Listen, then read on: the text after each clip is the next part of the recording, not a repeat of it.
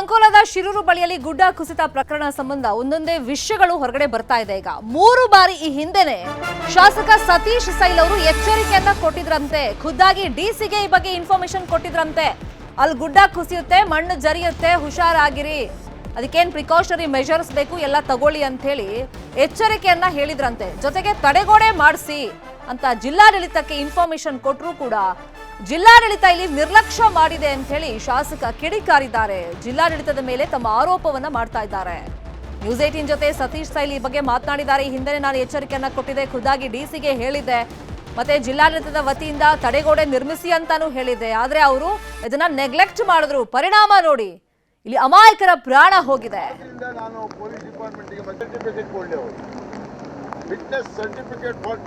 ಹಾಗಾದ್ರೆ ಸತೀಶ್ ಸೈಲ್ ಈ ಹಿಂದೆ ಏನ್ ಹೇಳಿದ್ರು ಜಿಲ್ಲಾಡಳಿತಕ್ಕೆ, ಪ್ರಮುಖವಾಗಿ ಡಿಸಿಗೆ, ಈ ಬಗ್ಗೆ ನ್ಯೂಸ್ 18 ಜೊತೆ ಅವ್ರು ಮಾತಾಡಿದ್ದಾರೆ. ನಮ್ಮ ರಿಪೋರ್ಟರ್ ದರ್ಶನ್ ನಾಯ್ಕ ಅವರನ್ನು ಮಾತಾಡಿಸಿದ್ದಾರೆ, ನೋಡೋಣ. ಈಗಾಗಲೇ ನೀವು ಕಳೆದ 3 ದಿನದಿಂದ ಇಲ್ಲೇ ಬೀಡು ಬಿಟ್ಟು ಕೆಲಸವನ್ನ ಮಾಡ್ತಾ ಇದ್ದೀರಿ. ಅದ್ರ ಜೊತೆಗೆ ನೆರೆ ಸಂತ್ರಸ್ತರ ಜಾಗಕ್ಕೂ ಹೋಗಿದ್ದೀರಿ. ಈಗ ಕಾರ್ಯಾಚರಣೆ ಪರಿಶೀಲನೆ ಸಹ ನಡೆಸ್ತಾ ಇದ್ದೀರಿ. ಇನ್ನು ಯಾವಾಗ ಈ ತೆರವು ಆಗಬಹುದು ಎನ್ನುವಂತ ಬಗ್ಗೆ ಮಾಹಿತಿ ಇದೆ. ಮತ್ತೆ ಅದ್ರ ಜೊತೆಗೆ ಅಧಿಕಾರಿಗಳಿಗೆ ಯಾವ ರೀತಿಯ ಸೂಚನೆಯನ್ನ ನೀಡಿದ್ದೀರಿ ಸರ್? ಈಗಾಗಲೇ ಈ ಗುಡ್ಡದ ಕುಸಿತ ಏನಾಗಿದೆ, ಸುಮಾರು 75% ವರ್ಕನ್ನು ಮಣ್ಣನ್ನು ತೆಗೆದಿದ್ದೇವೆ. ಮತ್ತೆ ಈಗ ಇಲ್ಲಿ ಮುಂದೆ ಜರುಗಬಹುದು ಅಂತ ಒಂದು ಡೌಟ್ ಇದೆ. ಅದಕ್ಕಾಗಿ ನಮ್ಮ ಸರ್ಕಾರದಿಂದ ಮತ್ತು ನಮ್ಮ ಕೇಂದ್ರ ಸರ್ಕಾರದ ಒಂದು ಡಾಕ್ಟರ್ ಸಂಜೀವ್ ಅಂತ ಅವರಿಗೆ ಸ್ಪೆಷಲ್ ಜಿಯಾಲಜಿಸ್ಟಿಗೆ ಕರೆದಿದ್ದೇವೆ.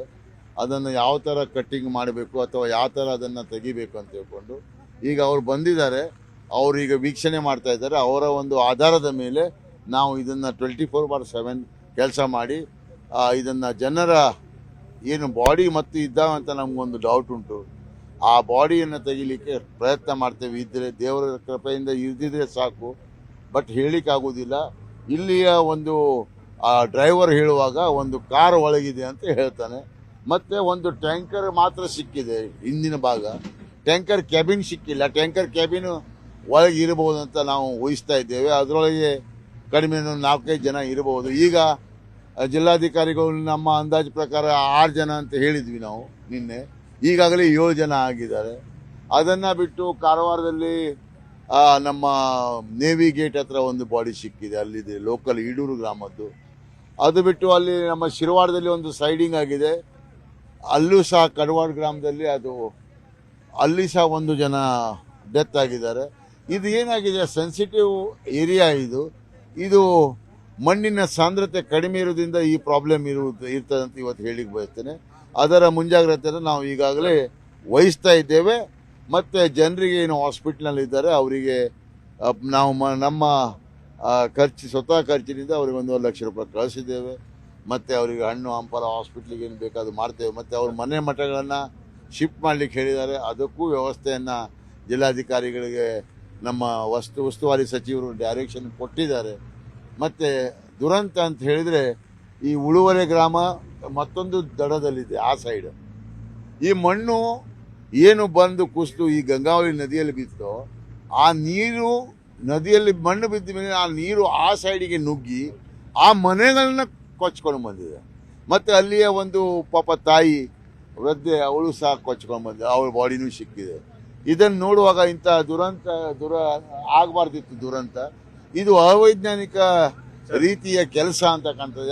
ಒಂದು ಪ್ರಶ್ನೆ ಸರ್, ಈ ಬಗ್ಗೆ IRB ಅವರಿಗೆ, ಅಂದ್ರೆ ಈ ರಾಷ್ಟ್ರೀಯ ಹೆದ್ದಾರಿ ಅಗಲೀಕರಣ ಯೋಜನೆ ಗುತ್ತಿಗೆ ಪಡೆದಂತ IRB ಅವರಿಗೆ ಸಾಕಷ್ಟು ಬಾರಿ ಎಚ್ಚರಿಕೆಯನ್ನ ನೀಡಿದಿರಿ. ಈ ವಿಚಾರ ನಮಗೂ ಗೊತ್ತಿರುವಂತದ್ದು. ಈ ಅವೈಜ್ಞಾನಿಕ ಕಾಮಗಾರಿಯ ಬಗ್ಗೆ ತಿಳಿ ಹೇಳುವಂತ ಒಂದು ಪ್ರಯತ್ನವನ್ನ ಮಾಡಿದಿರಿ. ಜನರು ಸಹ ಸಾಕಷ್ಟು ಬಾರಿ ಆರೋಪವನ್ನ ಮಾಡಿದ್ದಾರೆ. ಅದರ ನಂತರ ಈ ಘಟನೆಗಳು ಮರುಕಳಿಸ್ತಾನೆ ಇದೆ. ಈಗ ಅವರಿಗೆ ಮತ್ತೆ ಯಾವ ರೀತಿಯಾದಂತ ಎಚ್ಚರಿಕೆಯನ್ನ ಕೊಡ್ತಾ ಇದ್ದೀರಿ ಸರ್? ನಾನು ಇವತ್ತು ನಮ್ಮ ಕಾರವಾರದ ಉತ್ತರ ಕನ್ನಡ ಜಿಲ್ಲೆಯ ಜನರಿಗೆ ಒಂದು ಮಾತು ಹೇಳಿಕ್ಕೆ ಬಯಸ್ತೇನೆ. ನಾವು 100 ಸಲ ಯಾವುದು ಕೆಲಸದ ಬಗ್ಗೆ ಇಲ್ಲಿ ಬಂದು ಜಾಗದಲ್ಲಿ ಹೇಳಿದ್ವಿ.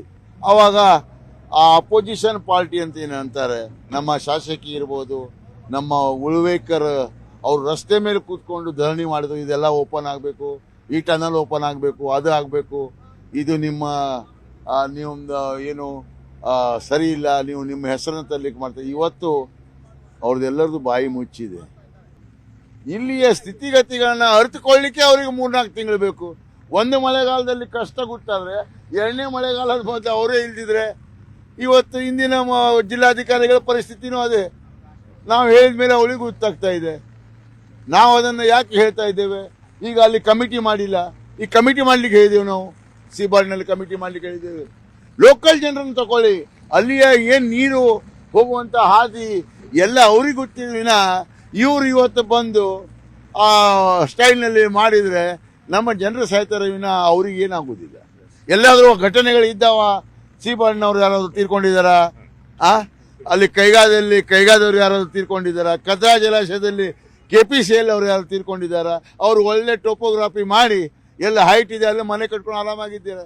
ನಮ್ಮ ಜನ ಪಾಪ ಈ ಜಾಗದಲ್ಲಿ ಇಟ್ಕೊಂಡು ನಾವು ಯಾವಾಗ ಸಾಯ್ಬೇಕು ಅಂತ ಹೇಳ್ಕೊಂಡು ವಿಚಾರ ಮಾಡ್ತಾ ಇದ್ದೀವಿ. ಶಾಸಕ ಸತೀಶ್ ಸೈಲ್ ಹೇಳೋ ಪ್ರಕಾರ ಇದು ಪ್ರಕೃತಿ ವಿಕೋಪದಿಂದ ಗುಡ್ಡ ಕುಸಿದಿಲ್ಲ, ಇದು IRB ಅವರು ಮಾಡಿರುವಂತ ಅವೈಜ್ಞಾನಿಕ ಕಾಮಗಾರಿಯಿಂದ ಇವತ್ತು ಗುಡ್ಡ ಕುಸಿದಿದೆ ಎನ್ನುವಂತ ಬಗ್ಗೆ ಆರೋಪಿಸ್ತಾ ಇದ್ದಾರೆ. Darshan Naik camera person raid ಜೊತೆ ದರ್ಶನ್ ನಾಯ್ಕ್, ನ್ಯೂಸ್ 18 ಕಾರವಾರ. ಕನ್ನಡಿಗರ ಮೆಚ್ಚಿನ ನಿಮ್ಮ ನ್ಯೂಸ್ 18 ಕನ್ನಡ ಈಗ ವಾಟ್ಸ್ಆಪ್ನಲ್ಲಿಯೂ ಲಭ್ಯ.